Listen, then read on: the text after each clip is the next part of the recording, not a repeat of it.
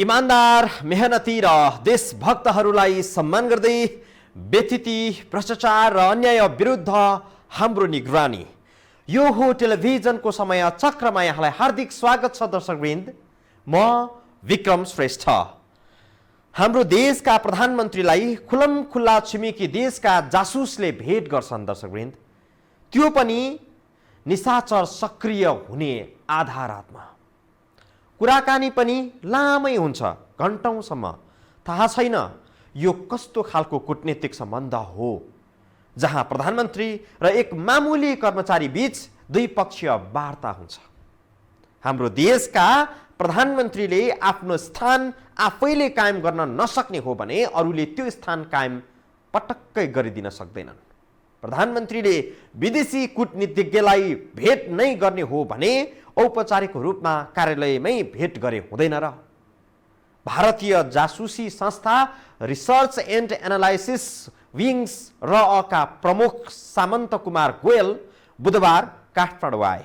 पुरा एक दिन पनि नबसी बिहिबार स्वदेश फर्किसके।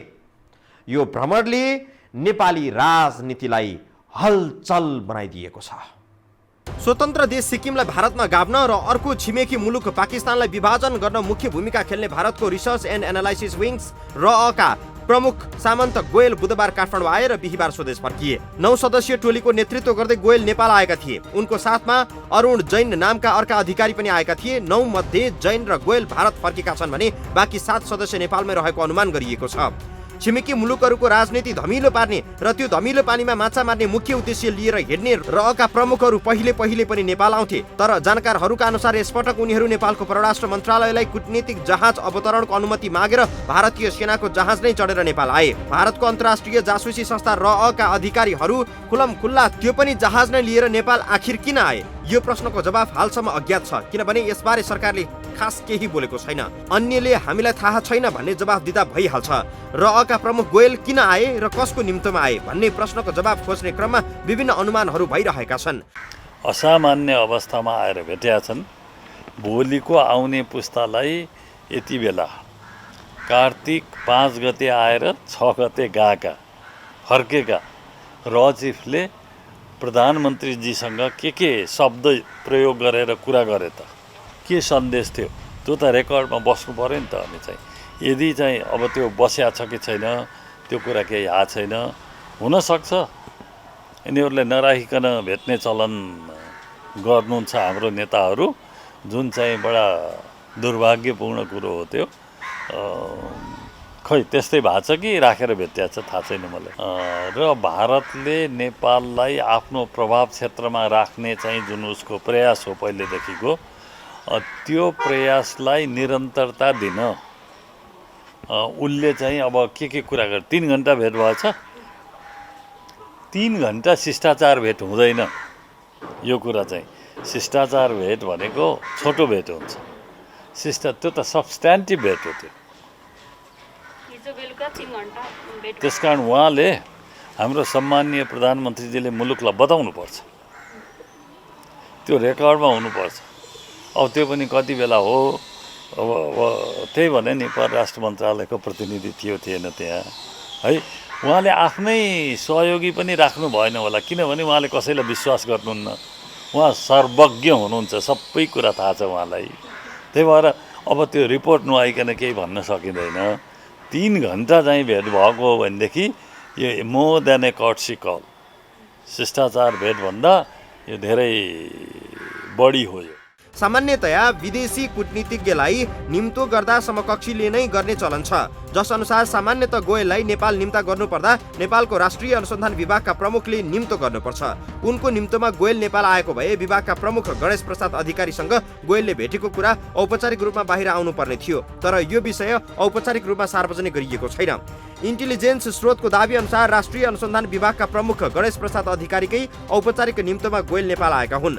अधिकारी यसअघि 2 पटक भारत भ्रमणमा गइसकेका थिए। नेपाल र भारत बीच व्याप्त संवादहीनता अन्त्यका लागि नेपाली पक्षले प्रयास गरिरहेको थियो।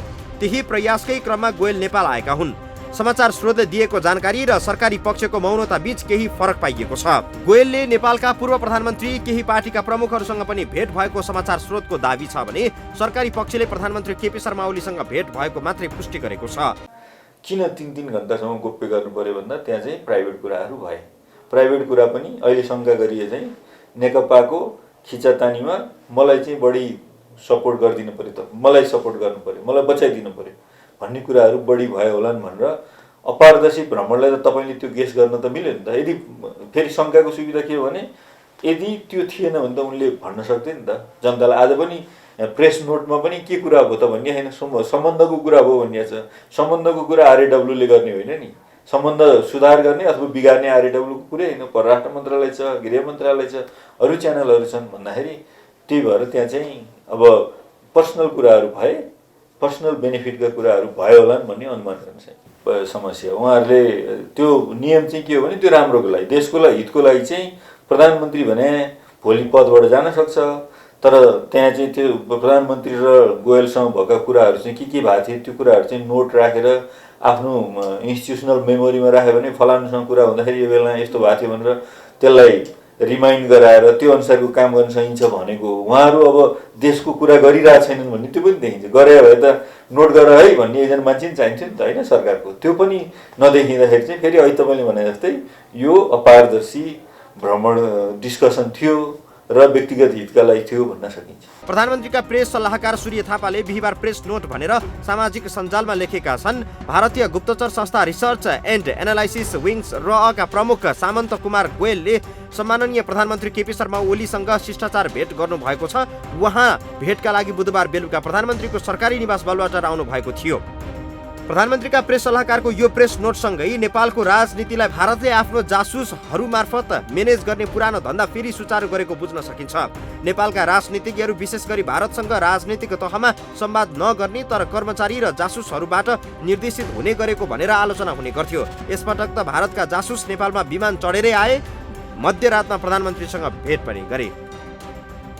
छिमेकी मुलुक भारतले हामीलाई पटक पटक दुःख दिएको छ दर्शकवृन्द, पटक पटक। यस कारण हाम्रो मन मस्तिष्क भारतप्रति सधैँ सशङ्कित हुने गर्दछ। भारत जस्तो आकारमा ठुलो देशले नेपाल जस्तो सानो राष्ट्रको जमिन समेत आँखा लगाइराखेको छ। कैयन असमान सन्धि सम्झौताका कारण हाम्रो रोजगारी गुमेको छ। हामी थिचोमिचोमा परेका छौँ।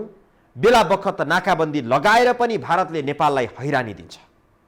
तैपनि हामी भन्न बाध्य छौँ, निकै बाध्य छौँ मित्र राष्ट्र भारत भनेर। थप प्रसङ्ग चर्चा गर्नेछौँ ब्रेकपछि।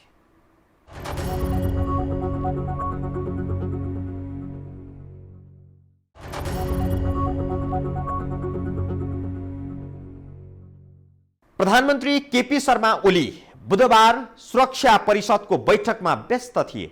उनले उपप्रधानमन्त्री ईश्वर पोखरेलबाट रक्षा मन्त्रालय खोसेर आफूसँग राखेका छन्। उपप्रधानमन्त्री पोखरेल र प्रधान सेनापति पूर्णचन्द्र थापासँग पनि प्रधानमन्त्रीले बुधबार छलफल गरेका थिए। कार्तिक 17मा भारतका सेनापति नेपाल भ्रमणमा आउँदैछन्। त्यसअघि प्रधानमन्त्रीले सुरक्षा परिषदको बैठक राखे अनि भारतीय जासुसलाई पनि भेट गरे। यो श्रृङ्खलामा पर्ने घटनाहरू बीच कुनै सम्बन्ध छ वा छैन अहिले नै स्पष्ट त्यसको आकृति आएको छैन दर्शकवृन्द, तर विषय केही न केही छ त्यहाँ भन्ने चाहिँ स्पष्ट नै छ। यो रिपोर्ट। प्रधानमन्त्री केपी शर्मा ओलीका प्रेस सल्लाहकार सूर्य थापाले भारतीय जासुसी संस्था रअका प्रमुख सामन्त गोयलले प्रधानमन्त्रीसँग भेट गरेको पुष्टि गरिसकेका छन्। उनले भेटका क्रममा नेपालका प्रधानमन्त्रीसँग गोयलले नेपाल भारत बीचको मैत्री सम्बन्ध खलबलिन नदिने, समस्याहरूको वार्ताद्वारा समाधान गर्ने र पारस्परिक सहयोगलाई निरन्तर अगाडि बढाउने विषयमा आफ्नो धारणा राखेको प्रेस सल्लाहकार थापाले जनाएका छन्। भारतले नेपालको कालापानी क्षेत्र कब्जा जमाएपछि यसपटक भारत उल्टै नेपालसँग रिसाएको विश्लेषण हुन गरेको छ। नेपालले आफ्नो राजनीतिक नक्सा कालापानी क्षेत्रलाई पनि समावेश गरेपछि भारत नेपालसँग रिसाएको छ भने भारतका सेनापति मनोज मुकुन्द नरवाणेले त नेपालले चीनको उक्साहटमा नक्सा जारी गरेको दाबी समेत गरेका थिए। नेपालको भूमि मिच्ने अनि नेपालले आफ्नो भूमि मिचियो भन्ने आवाज मात्रै उठाउँदा पनि भारत अहिले नेपालसँग रुष्ट छ। नेपाल सरकारले पटक पटक भारतसँग वार्ताको प्रयास पनि गरेको छ, तर भारत नेपालसँग वार्ताका लागि तयार भएन। प्रधानमन्त्रीजीले यो विषयमा कुरा गर्न सक्नुहुन्छ कि सक्नुहुन्न र उहाँले कुरा पारदर्शी रूपमा गर्न सक्नुहुन्छ कि सुन्न। अब अहिलेसम्मको हेर्दाखेरि त उहाँले जसरी रहलाई भेट्दै हुन्छ, जसरी उ गर्दै हुन्छ, त्यो पनि उहाँले एउटा राष्ट्रवादको एउटा बाँड छोड्नु भएको हो। उहाँ सिरियसली सीमाको विषयमा छलफल गर्न चाहनु हुँदैन होला जस्तो किन लाग्छ भने त्यो हो भनेदेखि त उहाँले आरएडब्ल्यूलाई भेट्नुभन्दा प्रधानमन्त्रीलाई नरेन्द्र मोदीलाई सन्देश पठाउन सक्नुहुन्थ्यो, यो बारेमा छलफल गरौँ भन्न सक्नुहुन्थ्यो, कसैलाई विशेष दूत बनाएर उहाँकै परराष्ट्र मन्त्रीलाई सीमाको बारेमा कुरा गर्न सक्नुहुन्थ्यो। टेलिफोनमै कुरा गर्दाखेरि पनि त्यसपछि एक फेर उहाँले शुभकामना दिनुभएको छ, त्यो बेलामै लौ न यो सीमाको विषय कसरी हल गर्ने हो भनेर कुरा उठाउन सक्नुहुन्थ्यो। जबकि अरू अन्यत्रकाहरूले भारतसँग नि कुरा उठाइरहेछन्, भारतले पनि अन्यत्र यो बारेमा कुरा उठाइरहेछ भने हाम्रो प्रधानमन्त्रीले एकातिर नक्सा र लोगो त तपाईँ हामीलाई दिइसक्नुभयो, तर त्यो बारेमा त उच्च स्तरमा छलफल गर्न आनाकानी गरिरहनु भएको छ। कोरोना महामारीपछि वार्ता गर्ने एक हल्का प्रक्रिया बाहेक भारतले नेपाललाई कुनै महत्त्व दिइरहेको छैन। सीमा समस्या वार्ताको माध्यमबाट समाधान गर्न नेपाल सरकार इच्छुक हुँदा पनि भारत भने नेपालको प्रस्ताव लत्याइरहेको छ। यही बीच सामन्त गोयलले प्रधानमन्त्री केपी शर्मा ओली समक्ष वार्ताको माध्यमबाट समस्या समाधान गर्ने धारणा राखेको प्रधानमन्त्रीका प्रेस सल्लाहकारले उल्लेख गरेका छन्। यो बेला नेपालका भारतसँग मुख्य चासो भनेको सीमा समस्या, असमान सन्धि पुनरावलोकन आदि छन्। भारतको चासो भनेको नेपाल कतै चीनसँग नजिक हुने हो कि भन्ने चिन्ता मात्रै छ। नेपालसँगको सम्बन्धमा भारतले जति मुनाफा अरू कसैले पाएको छैन र विश्वभरका मुलुकहरू मध्ये राम्रो मुनाफा भारतलाई नेपालबाटै हुँदै आएको छ। पहिलो त भारतले आफ्नो उत्पादन नेपालमा खुलियाम बिना प्रतिस्पर्धा बेच्न पाएको छ। दोस्रोमा उसले आफ्नो नागरिकलाई नेपाल पठाएर रोजगार बनाएको छ। यतिले नपुगेर नेपालको सीमा मिच्ने, सीमा स्तम्भ उखेलेर फाल्ने, नेपालभित्र प्रवेश गरेर भारतीय सुरक्षाकर्मीले ज्यादती गर्ने, आफ्ना प्रतिबन्धित नोट नसाट्ने, बेला बखत नाकाबन्दी लगाउने जस्ता हरकत गर्दै आएको छ। भारतले गर्ने यस्ता हरकतमा उसलाई नेपालकै नेताहरूको पनि साथ मिल्ने गर्छ। हाम्रा यी नेताहरू अहिलेका अझ विशेष गरेर सत्तासीन नेताहरू, कम्युनिस्ट नेताहरू भारतको रबाट इन्टेलिजेन्सबाट सञ्चालित भएको कुरा स्पष्ट भएको छ, स्पष्ट देखिया छ। त्यसकारण चाहिँ उनीहरूलाई त्यो सहज पनि हुने होला। हामी यिनैले सञ्चालन गरेका, यिनैले चाहिँ अब आएर 3-3 घन्टा वार्ता गरेको कुरा त्यो सहज हुने भएरै चाहिँ इन्टेलिजेन्स चिफ पठाएको होला। यसपटक विमान चढेरै भारतीय जासुस नेपाल आए। करिब 20 घण्टा नेपालमा बिताए। उनको यो भ्रमणले दुई देश बीचको सम्बन्ध सुधारमा काम गर्ला कि भनेर केहीले आशा पनि गरेका छन्। तर नेपाल र भारत बीच बाध्यताको मित्रवत सम्बन्ध मात्रै हालसम्म कायम भएको छ। खुला मनले नेपाल र नेपालीले भारतसँग मित्रता स्वीकार गरेको देखिन्न, किनभने पटक पटक नेपालमा भारत विरुद्ध आक्रोश देखिने गर्छ। यसमा कोही जिम्मेवार छ भने त्यो भारतीय पक्ष नै जिम्मेवार छ। नेपालको संविधान नेपाली नागरिकलाई मन नपर्नु एउटा कुरा हो, तर भारत त्यस्तो मित्र राष्ट्र हो जसले नेपालको संविधान विरुद्ध 5 महिना नाकाबन्दी लगाएर नेपाललाई दुःख दियो। नेपाल र भारत बीचको सम्बन्धमा भारतले गरेका ज्यादतीका चाङ नै तयार छन्। तर यी सबै कुरा गर्दा पनि नेपालमा एक थरी मानिसहरू यस्ता छन् जो सधैँ नेपाल भारत सम्बन्ध नेपालकै कारण खराब भइरहेको दुष्प्रचार गरिरहन्छन्। नेपाल र भारत बीच नागरिक स्तरमा पनि सम्बन्ध छ। असमान रूपले सीमा खुला पनि छ। भारतलाई एकतर्फी फाइदा हुने सन्धि सम्झौता भएका छन् यसअघि। छिमेकमा ठुलो देश हुँदा नेपालले पाएको केही छ भने त्यो शास्ति मात्रै हो। शास्ति सिवाय अरू छैन।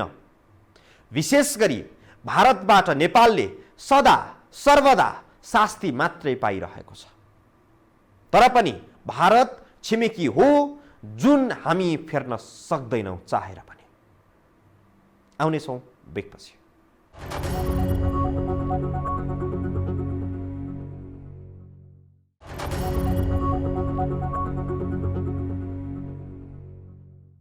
के त्यस्तो संवाद होला जुन हाम्रो देशका प्रधानमन्त्रीले भारतीय समकक्षीसँग गर्न मिल्दैन? संवादका लागि पनि स्तर मिल्नुपर्छ दर्शकवृन्द, स्तर। ख्याल ठट्टा गर्न त स्तर मिल्नुपर्छ भने प्रधानमन्त्री किन जासुसका हकिमहरूसँग मध्यरातसम्म छलफल गर्छन्? साना छिमेकी खर्लप्प निल्ने, छिमेकमा आगो दन दन बाल्ने, देश नै टुक्र्याइदिने डर लाग्दो विगत भएको संस्थाका हकिमसँग प्रधानमन्त्रीले भेटेको त पुष्टि नै भयो। तर अरू नेताहरू भने धेरै सजग हुँदै भनिरहेका छन्, मैले चाहिँ भेटेको छैन है। बाँकी यो रिपोर्टमा।